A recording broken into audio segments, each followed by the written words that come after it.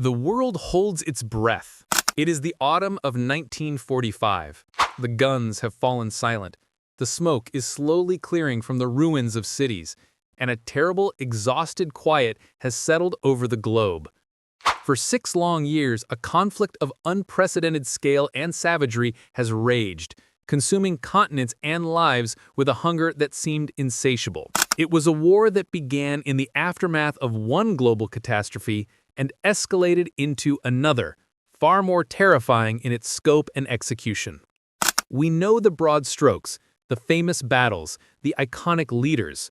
We have seen the newsreels, read the history books, but for decades, buried beneath the official narratives and the fog of war lay secrets, dark, unsettling truths about the depths of human cruelty, the astonishing bravery of the human spirit, the shadowy games of intelligence and deception, and the moments where the fate of the world hung by a thread. This is not just the story of World War II as you think you know it. This is the story of the hidden war, the untold stories, and the darkest secrets, finally revealed. To understand the cataclysm, we must first return to the embers of the previous one. The Great War, the war to end all wars, concluded in 1918 not with a resolution, but with a fragile and resentful peace. The Treaty of Versailles, signed in the Hall of Mirrors, was not a healing hand, but an instrument of punishment, designed to cripple Germany, to force confession of soul guilt, and to demand reparations so vast they would strangle a generation. The German economy collapsed. Hyperinflation rendered currency worthless. People needed wheelbarrows full of banknotes to buy a loaf of bread. This was the fertile ground for extremism. From the beer halls of Munich, a voice, seething with anger and drenched in nationalist fervor, began to captivate the disillusioned. Adolf Hitler, a failed artist and a corporal from the trenches, promised restoration of pride, of power, of a reclaimed destiny. He spoke of a mythical past and a glorious future built for one master race. And he spoke of a shadowy enemy, a scapegoat for all of Germany's ills, the Jewish people. Meanwhile, in the sun-scorched plains of Italy, Benito Mussolini forged his own ideology of fascism, a cult of the state, of the leader, of violent action. And in the distant, enigmatic empire of Japan, military leaders dreamed of a Pacific empire, a greater East Asia co-prosperity sphere, to be won by the sword. The world, mired in the Great Depression, looked on, weary and divided. The League of Nations, a well-intentioned idea, proved to be a paper tiger, powerless to stop the aggressive ambitions of resurgent powers. When German troops marched into the demilitarized Rhineland, the world did nothing. When Italy invaded Abyssinia, the response was feeble. When Japan unleashed its fury upon Manchuria and then China, committing atrocities like the rape of Nanking, the international community offered little more than condemnation. Each act of aggression was a test, and each time the response was weakness, it emboldened the architects of the coming storm. The tinderbox was stacked high. It would only take a single spark. That spark came in the pre-dawn hours of September 1st, 1939. The German battleship Schleswig-Holstein, ostensibly on a friendly visit, opened fire on the Polish garrison at Westerplatte. But this was no mere bombardment. This was the unveiling of a new kind of warfare, a terrifying symphony of destruction called Blitzkrieg, lightning war. It was not the slow, grinding attrition of the First World War. This was speed, shock, and overwhelming force. Stuka dive bombers screamed from the skies, functioning as flying artillery, shattering communication lines and sowing panic. Then the panzer divisions, vast formations of tanks, would punch through enemy lines, not to be stopped, but to race deep into the rear, encircling entire armies. Finally, the motorized infantry would follow, mopping up the disorganized and trapped defenders. Poland's brave cavalry, lances against tanks, never stood a chance. The world was stunned by the speed of the collapse. But a darker secret was already unfolding behind the front lines. Following the regular army were special units known as the Einsatzgruppen, mobile killing squads. Their mission was not military, it was ideological. They began the systematic murder of Poland's intellectuals, its political leaders, and its Jewish population. The war of conquest and the war of annihilation had begun, hand in hand. Britain and France declared war, but they could not save Poland. The Soviets, having signed a cynical non-aggression pact with Hitler, invaded from the east, carving up the country as agreed in a secret protocol. For months, a strange quiet fell over Western Europe, the phony war. But it was merely the calm before an even greater storm. In the spring of 1940, the Blitzkrieg turned west. Denmark fell in hours. Norway was subdued. Then on May 10th, the main assault began. The Germans bypassed the heavily fortified Maginot Line by sweeping through the supposedly impenetrable Ardennes forest. The French and British forces were cut in two. At the small French port of Dunkirk, a miracle occurred, but a miracle born of desperation. Over 300,000 British and French soldiers were evacuated from the beaches in a chaotic armada of naval ships and civilian boats. It was a deliverance, but it was also a catastrophic defeat. France, considered the greatest military power in Europe, signed an armistice in the very same railway carriage where Germany had surrendered in 1918. Hitler danced a jig of triumph. Western Europe was his. Only Britain, under the defiant leadership of a new Prime Minister, Winston Churchill, remained, isolated and awaiting invasion. The island nation stood alone. The fall of France left Britain exposed, its army having left most of its equipment on the beaches of Dunkirk. Hitler expected them to sue for peace. He did not account for the bulldog tenacity of Winston Churchill, who promised his people nothing but blood, toil, tears, and sweat. The planned German invasion, Operation Sea Lion, required one thing above all: control of the skies. Thus began the Battle of Britain, a conflict fought not by armies on the ground, but by young men in sleek, nimble fighters high above the English countryside. The Luftwaffe, confident and battle-hardened, outnumbered the Royal Air Force. But Britain had two secret weapons. The first was technology, radar. This revolutionary invention, hidden in strange-looking towers along the coast, allowed the RAF to see the German formations coming, to manage their limited resources with incredible efficiency, and to vector their pilots to intercept with precision. They were no longer scrambling blindly. The second weapon was the indomitable spirit of the few, the pilots of the RAF, who included not just Britons but Poles, Czechs, Canadians, and Americans who had volunteered. They fought until they were exhausted, flying multiple sorties a day. The German strategy shifted, a fatal mistake. Frustrated by the RAF's resilience, the Luftwaffe began bombing London and other major cities, the Blitz. This was meant to terrorize the population into submission. It had the opposite effect. It gave the RAF airfields a respite to recover, and it steeled the resolve of the British people, who endured nights in underground shelters and emerged each morning to find their cities in ruins, but their spirit unbroken. The secret here was not just courage, but intelligence. At Bletchley Park, a sprawling estate north of London, a team of brilliant and eccentric codebreakers, including the mathematical genius Alan Turing, were engaged in a war of the mind.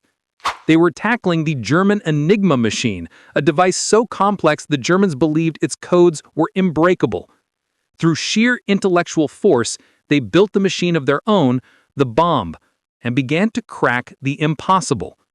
The intelligence they produced, codenamed Ultra, would become one of the war's most closely guarded secrets, a hidden ear listening to the enemy's most private conversations. Britain held. The invasion was postponed indefinitely. For the first time, Hitler had been denied. Balked in the West, Hitler turned his gaze east. His ultimate ambition, laid out in his book Mein Kampf and in private conversations, was always Lebensraum, living space, for the German people, to be carved out of the vast plains of the Soviet Union. The non-aggression pact with Stalin had always been a temporary convenience, a marriage of pure cynicism. On June 22, 1941, Hitler launched Operation Barbarossa. the largest military invasion in human history. Over 3 million Axis soldiers poured across a front stretching from the Baltic to the Black Sea. The Soviets were caught completely by surprise. Stalin had ignored numerous warnings from his own intelligence and from the British. The result was a slaughter. Entire Soviet armies were encircled and destroyed in massive pockets. The German advance seemed unstoppable, covering hundreds of miles, capturing millions of prisoners who would be starved and worked to death in violation of all rules of war. But the Eastern Front would be a war unlike any other, a war of ideology and annihilation. The secret orders given to the German army, the Commissar Order and the Barbarossa Decree, effectively legalized brutality, ordering the summary execution of political commissars and encouraging vicious treatment of civilians. This was not a war for territory alone. It was a war of extermination. As the Wehrmacht advanced, the Einsatzgruppen followed, and their methods became industrialized. In places like Babi Yar, a ravine outside Kyiv, over 33,000 Jews were systematically murdered in 2 days. The scale of the horror was unimaginable. Meanwhile, on the other side of the globe, another aggressive power saw its moment. Japan, bogged down in a costly war in China and desperate for oil and other resources to fuel its empire, made a fateful decision. On December 7, 1941, in a surprise attack of breathtaking audacity, Japanese carrier-based aircraft descended upon the American naval base at Pearl Harbor, Hawaii. The goal was to cripple the U.S. Pacific Fleet in one decisive blow, buying Japan time to consolidate its empire. The attack was a tactical success, sinking or damaging numerous battleships and killing over 2,400 Americans. But it was a catastrophic strategic failure. It awakened a sleeping giant. The next day, President Franklin D. Roosevelt asked Congress for a declaration of war, calling December 7th a date which will live in infamy. Almost simultaneously, Hitler, honoring his pact with Japan, declared war on the United States. The conflict was now truly a world war. The two separate struggles in Europe and the Pacific were now fused into one global conflagration. The entry of the United States into the war provided the Allies with the vast industrial might needed to win a global conflict. But in early 1942, the tide was still flowing strongly for the Axis. In Russia, the Germans were driving deep into the Caucasus, aiming for its oil fields, and toward the city on the Volga that bore Stalin's name, Stalingrad. The battle for this city would become the single most brutal and pivotal engagement of the war in Europe.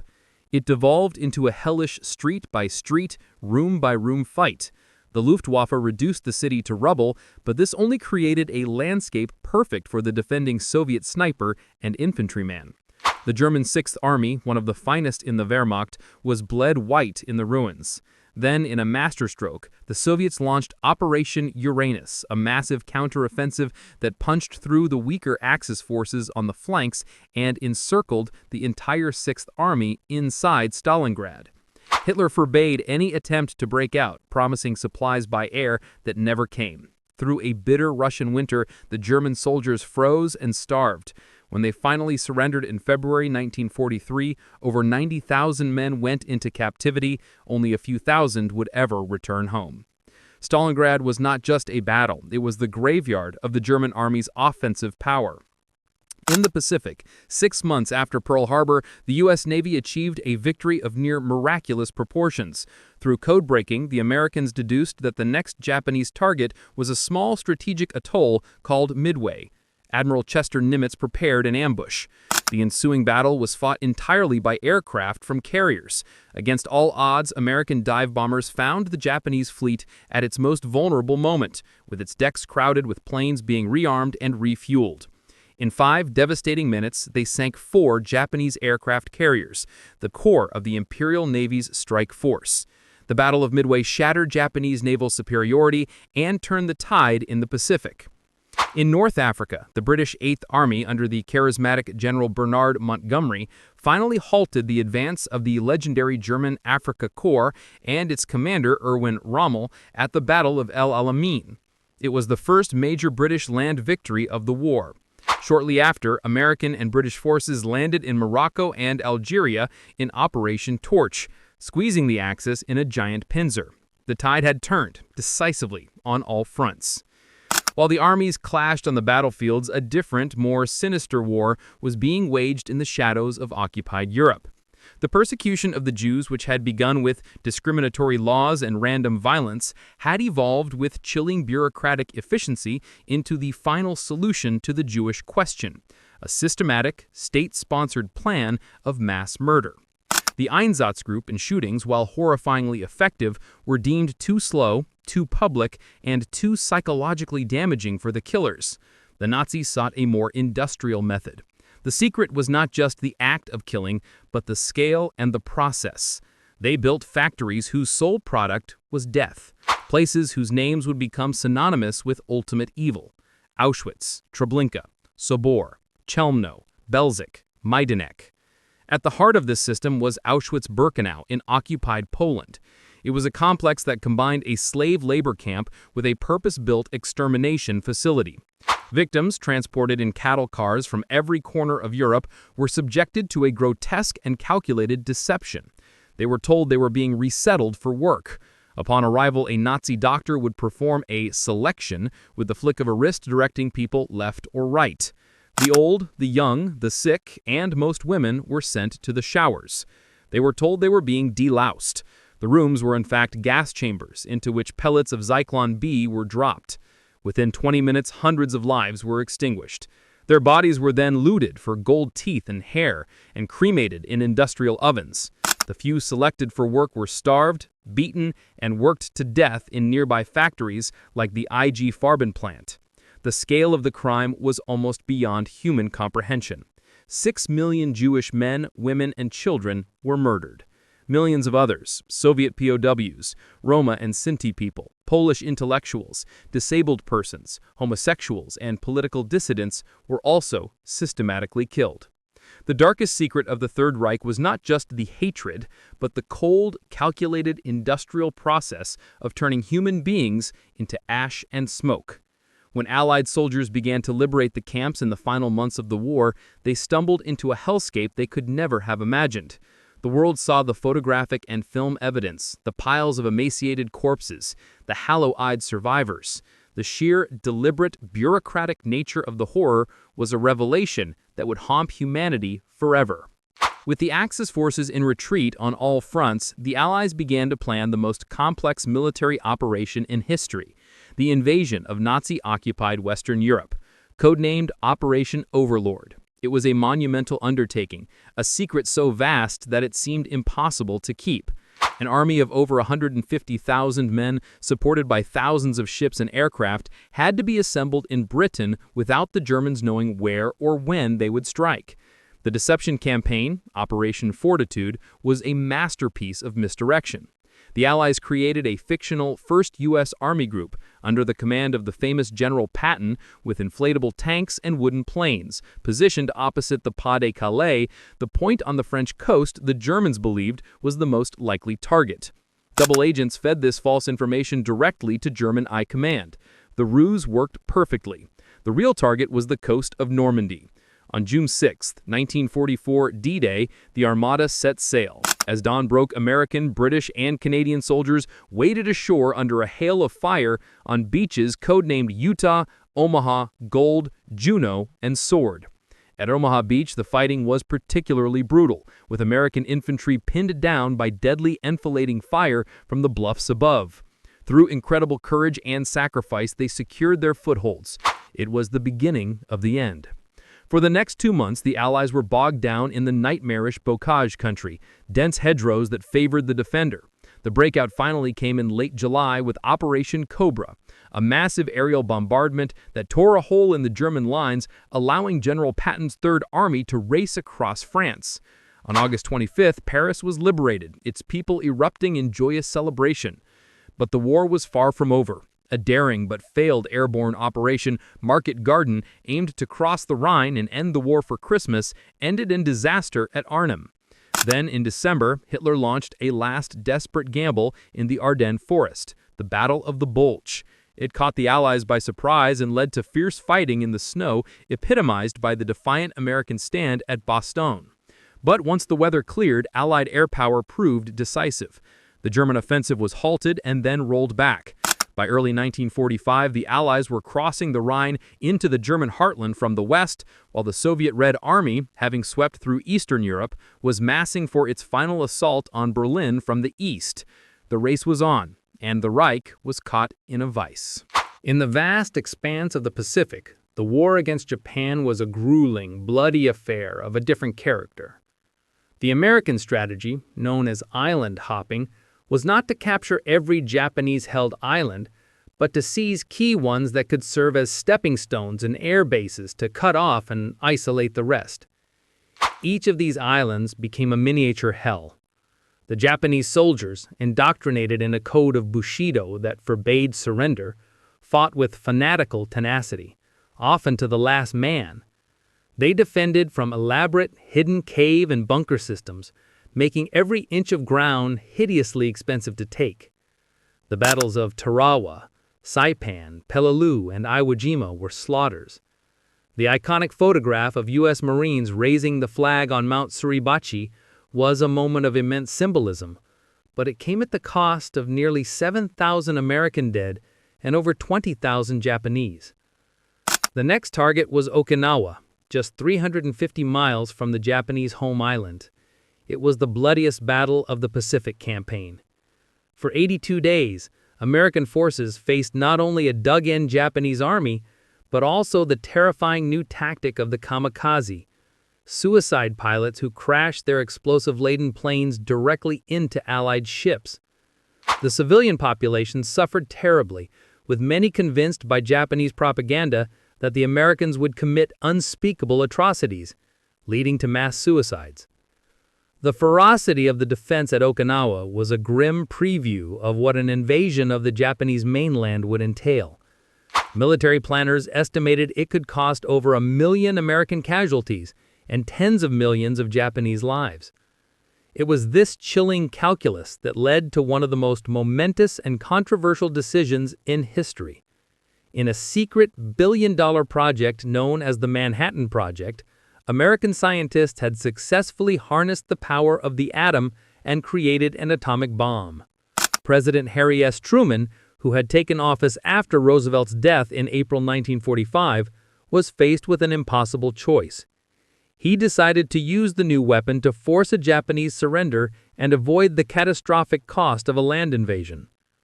On August 6, 1945, a B-29 bomber named the Enola Gay dropped an atomic bomb, Little Boy, on the city of Hiroshima. The city was vaporized in an instant. Tens of thousands died immediately. Tens of thousands more would die from radiation sickness in the days, weeks, and years to come. When Japan still did not surrender, a second bomb, Fat Man, was dropped on Nagasaki 3 days later. The Soviet Union declared war and invaded Manchuria. Facing utter destruction, Emperor Hirohito, in an unprecedented radio broadcast to his people, announced Japan's surrender on August 15, 1945. The Second World War was over. The silence that followed was deafening. The cost of the war was beyond calculation. The global death toll is estimated between 70 and 85 million people, representing around 3% of the world's entire population at the time. Entire cities lay in ruins from London to Berlin, from Stalingrad to Tokyo. Millions were displaced, homeless, starving, displaced persons wandering a shattered continent. The political map of the world was redrawn. The European colonial empires, weakened by the war, began to crumble, leading to a wave of independence movements across Asia and Africa. But from the ashes, new institutions were created to try and prevent such a catastrophe from ever happening again. The United Nations was established in 1945 with the hopeful goal of fostering international cooperation and peace. In Germany, the Allies pursued a policy of denazification and put the surviving Nazi leadership on trial for crimes of peace, war crimes, and crimes against humanity at the Nuremberg trials. It was a landmark in international law, establishing that individuals, even heads of state, could be held accountable for their actions in war. The most profound and terrifying legacy of the war, however, was the dawn of the atomic age. The knowledge of how to build nuclear weapons now existed, and the world had seen their terrible power. The wartime alliance between the United States and the Soviet Union, always a marriage of convenience, shattered almost immediately. An iron curtain, as Churchill called it, descended across Europe, dividing the democratic West from the communist East. This new tense conflict, the Cold War, would dominate global politics for the next half-century. A shadow war fought with proxies under the constant looming threat of mutual nuclear annihilation. The world of 1945 was a world born from the darkness of total war, a world that had looked into the abyss of the Holocaust and the atomic fire, and was forever changed. The Second World War ended over 3/4 of a century ago. The veterans, the survivors, the witnesses, their numbers dwindle with each passing year. They are living history, and soon their direct voices will be gone. But the echoes of that war are still with us, reverberating through our geopolitics, our technology, our ethics, and our collective memory. The borders of modern nations, the balance of global power, the very structure of the United Nations Security Council are all direct consequences of decisions made between 1939 and 1945. The war accelerated technologies that would define the modern world: jet engines, radar, computers, antibiotics, and rocketry. But its deepest legacy is a moral one. It stands as the ultimate warning of what can happen when hatred, nationalism, and appeasement are allowed to fester unchecked. The phrase "never again" was born from the liberation of the death camps, a solemn vow that such evil must be recognized and resisted wherever it appears. The secrets of World War II have been revealed, not just the operational secrets of code breakers and spies, but the darkest secrets of the human capacity for evil, and in contrast, for immense courage and resilience. It is a story that must continue to be told, not as a dry recitation of dates and battles, but as a profound human drama. It is our duty to remember, to learn, and to ensure that the sacrifices of a generation were not in vain, and that the darkest secrets of the past never become the blueprint for our future.